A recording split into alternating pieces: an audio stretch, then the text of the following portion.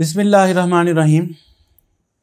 सूरह अल-बकरा का lecture number 47 आपके साथ शेयर करेंगे, जो कि आयत नंबर 142 ता 143 पर मुश्तमिल होगा।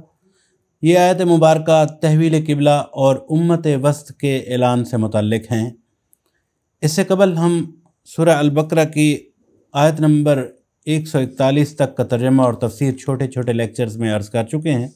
अगर आप चैनल पर नए आए हैं और कुरान मजीद समझना भी चाहते हैं तो मैं रिकमेंड करूंगा कि तारुफ़ कुरान के 15 लेक्चर्स और इस वक्त तक जितने लेक्चर्स हो चुके हैं तमाम तरतीब से मौजूद हैं, आप वो समाअत फरमा लें ताकि कुरान मजीद समझने में आसानी रहे।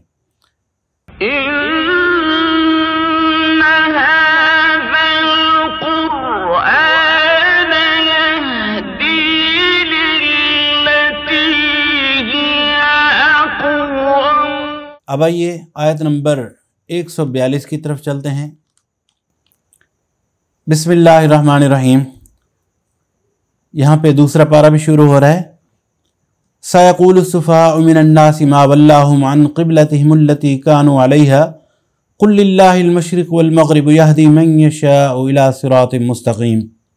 तर्जुमा: नादान लोग ये ज़रूर कहेंगे कि इन्हें क्या हुआ कि पहले ये जिस किबले की तरफ रुख करके नमाज पढ़ते थे इससे यकायक फिर गए।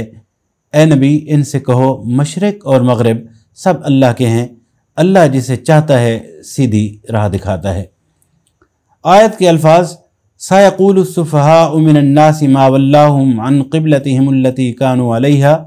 नादान लोग ये ज़रूर कहेंगे इन्हें क्या हुआ कि पहले ये जिस किबले की तरफ रुख करके नमाज पढ़ते थे। जान लीजिए ये मदनी दौर है। आप सल्लल्लाहु अलैहि वसल्लम मदीने में मौजूद हैं और नुज़ूल कुरान का सिलसिला मदीने में चल रहा है। आप सल्लल्लाहु अलैहि वसल्लम की नबूवत के बाद जब आप सल्लल्लाहु अलैहि वसल्लम ने मदीना की तरफ हिजरत फरमाई तो हिजरत के बाद मदीना तैयबा में 16 या 17 महीने तक आप सल्लल्लाहु अलैहि वसल्लम बैतुल मक़दस की तरफ रुख करके नमाज पढ़ते रहे।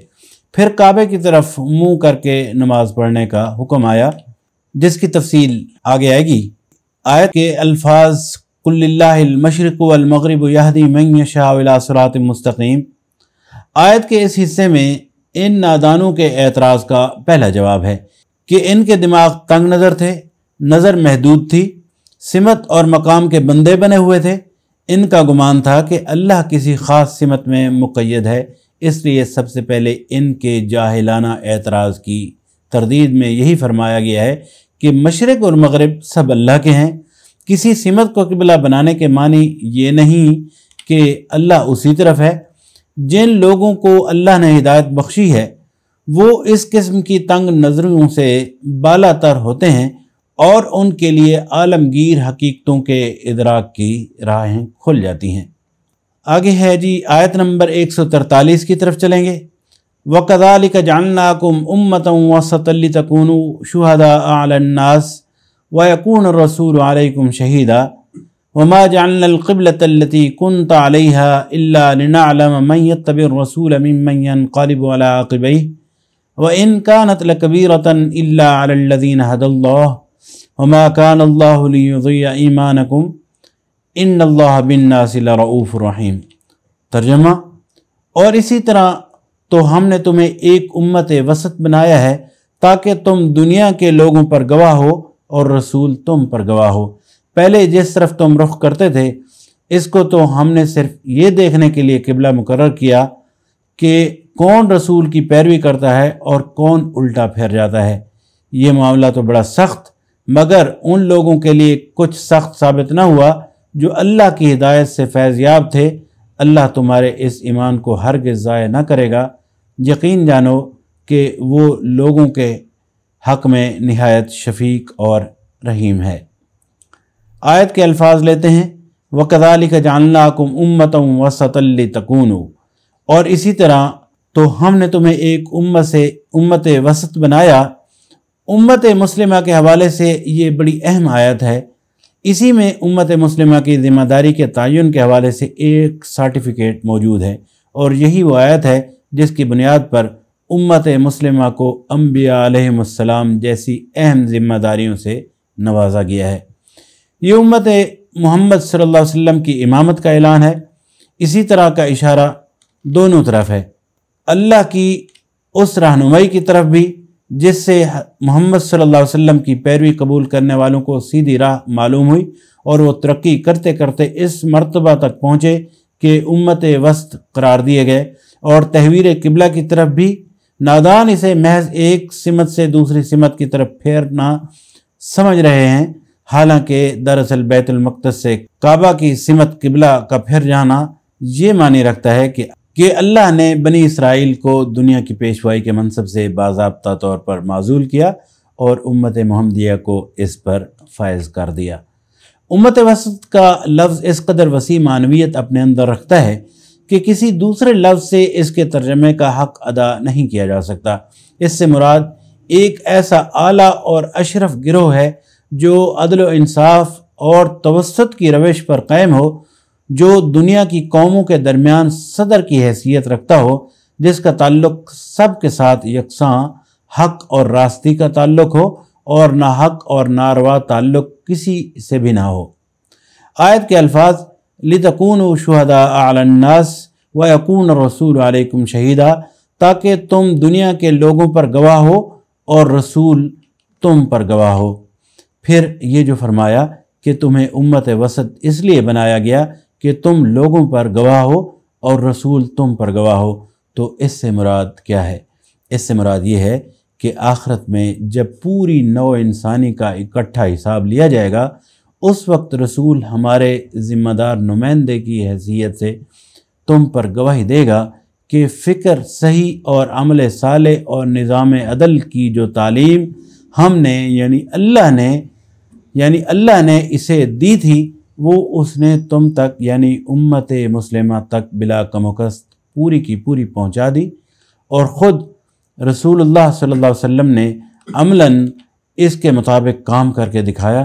اس کے بعد رسول کے قائم مقام کی حیثیت سے تم کو عام انسانوں پر گواہ کی حیثیت سے اٹھنا ہوگا اور یہ شہادت دینی ہوگی کہ رسول نے جو کچھ تمہیں پہنچایا تھا وہ تم نے انہیں پہنچانے میں، اور جو کچھ رسول نے تمہیں دکھایا تھا وہ تم نے انہیں دکھانے میں اپنی حد تک کوئی کوتاہی نہیں کی۔ اسی طرح کسی شخص یا گروہ کا اس دنیا میں اللہ کی طرف سے اسے گواہی کے منصب پر معمور ہونا ہی در حقیقت اس امامت اور پیشوائی کے مقام پر سرفراز کیا جانا ہے۔ امت وسط کے منصب میں جہاں فضیلت اور سرفرازی ہے، وہاں ذمہ داری کا بھی بہت بڑا بوجھ ہے۔ اس کے معنی یہ ہیں کہ جس طرح رسول اللہ صلی اللہ علیہ وسلم اس امت کے لیے خدا ترسی، راست روی، عدالت اور حق پرستی کی زندہ شہادت بنے، اسی طرح اس امت کو بھی تمام دنیا کے لیے زندہ شہادت بننا چاہیے، حتیٰ کہ اس کے قول اور عمل اور کردار اور برتاؤ ہر چیز کو دیکھ کر دنیا کو معلوم ہو کہ خدا ترسی اسی کا نام ہے، راست روی یہی ہے، عدالت اسی کو کہتے ہیں، اور حق پرستی ایسی ہی ہوتی ہے۔ پھر اس کے معنی یہ بھی ہیں کہ جس طرح اللہ تعالیٰ کی طرف سے ہدایت ہم تک پہنچانے کے لیے رسول اللہ صلی اللہ علیہ وسلم کی ذمہ داری بڑی سخت تھی، حتیٰ کہ اگر وہ اس میں ذرا بھی کوتاہی سے کام لیتے تو اللہ کے ہاں ماخوذ ہوتے، اسی طرح دنیا کے عام انسانوں تک اس ہدایت کو پہنچانے کی نہایت سخت ذمہ داری ہم پر عائد ہوتی ہے۔ اگر ہم اللہ کی عدالت میں واقعی اس بات کی شہادت نہ دے سکے کہ ہم نے تیری ہدایت جو تیرے رسول کے ذریعے سے ہمیں پہنچی تھی تیرے بندوں تک پہنچا دینے میں کوئی کوتاہی نہیں کی ہے، تو ہم بہت بری طرح پکڑے جائیں گے، اور یہی امامت کا فخر ہمیں وہاں لے ڈوبے گا۔ ہماری امامت کے دور میں ہماری واقعی کوتاہیوں کے سبب سے خیال اور عمل کی جتنی گمراہیاں دنیا میں پھیلی ہیں اور جتنے فساد اور جتنے فتنے اللہ کی زمین پر برپا ہوئے ہیں، ان سب کے لیے ائمہ شر اور شیاطین انس و جن کے ساتھ ساتھ ہم بھی ماخوذ ہوں گے۔ ہم سے پوچھا جائے گا کہ جب دنیا میں معصیت، ظلم اور گمراہی کا یہ طوفان برپا تھا تو تم کہاں مر گئے تھے؟ اسی آیت کے الفاظ لِنَعْلَمَ مَنْ يَتَّبِعُ الرَّسُولَ مِمَّنْ يَنْقَلِبُ عَلَىٰ عَقِبَيْهِ، اس کو تو ہم نے صرف یہ دیکھنے کے لیے کہ کون رسول کی پیروی کرتا ہے اور کون الٹا پھر جاتا ہے، ध्यान रखिए, अब मामला तहवील क़िबला के हवाले से है, यानी क़िबला बैतुल मक़दस से मस्जिद हराम की तरफ होने का हुक्म आया। तो इस पस मंज़र में अल्लाह ताला फरमा रहे हैं, लिनअलम मन यत्तबिर रसूल मिम्मन यनक़लिबु अला आक़िबैहि।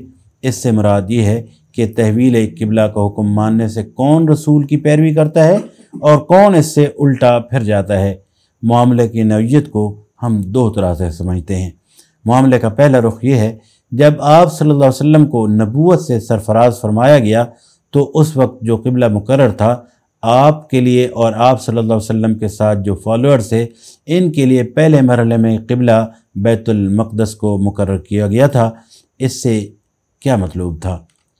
यानी इससे मतलब ये देखना था कि कौन लोग हैं जो जाहिलियत के तासुबात और ख़ाक और खून की ग़ुलामी में मुब्तला हैं और कौन हैं जो इन बंदिशों से आज़ाद होकर हक़ाइक़ का सही इदराक करते हैं। एक तरफ अहले अरब अपने वतनी नस्ल और फ़ख्र में मुब्तला थे और अरब के काबे को छोड़कर बाहर के बैतुल मक़दस को क़िबला बनाना इनके लिए इस कौम की परस्ती के बुत पर नाकाबिल बर्दाश्त ज़रब था।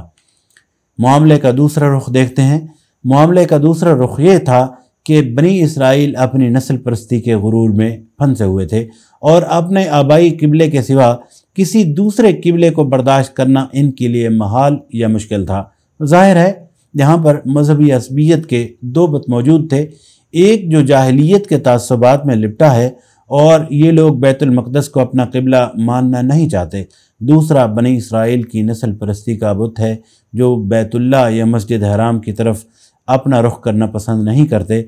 अब ये बुत जिन लोगों के दिलों में बसे हुए हों वो इस रास्ते पर कैसे चल सकते हैं जिसकी तरफ अल्लाह का रसूल इन्हें बुला रहा है। इसलिए अल्लाह ने इन बुत परस्तों को सच्चे हक़ परस्तों से अलग छांट देने के लिए पहले बैतुल मक़दस को क़िबला मुकर्रर किया ताकि पहले मरहले में जो लोग अरबियत के बुत की परस्तिश करते हैं वो अलग हो जाएं। फिर इस क़िबले को छोड़कर काबे को क़िबला बनाया ताकि दूसरे मरहले में जो इसराइलियत के बुत की परस्तार हैं वो भी अलग हो जाएं। इस तरह सिर्फ वो लोग रसूल के साथ रह गए जो किसी बुत के परस्तार न थे, महज अल्लाह के परस्तार थे। अल्हम्दुलिल्लाह, लेक्चर नंबर 47 मुकम्मल हुआ, जिसमें हमने आयत नंबर 142 ता 143 के हवाले से तर्जमा और तफसीर मुकम्मल की है।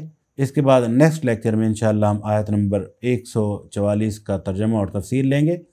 अल्लाह ताला से दुआ है कि अल्लाह ताला हमें कुरान मजीद समझने और इस पर अमल करने की तौफ़ीक़ अता फ़रमाए। आमीन। अपना बहुत सारा ख्याल रखिए। मुझे इजाज़त दीजिए। अल्लाह निगहबान। वस्सलामु अलैकुम रहमतुल्लाह।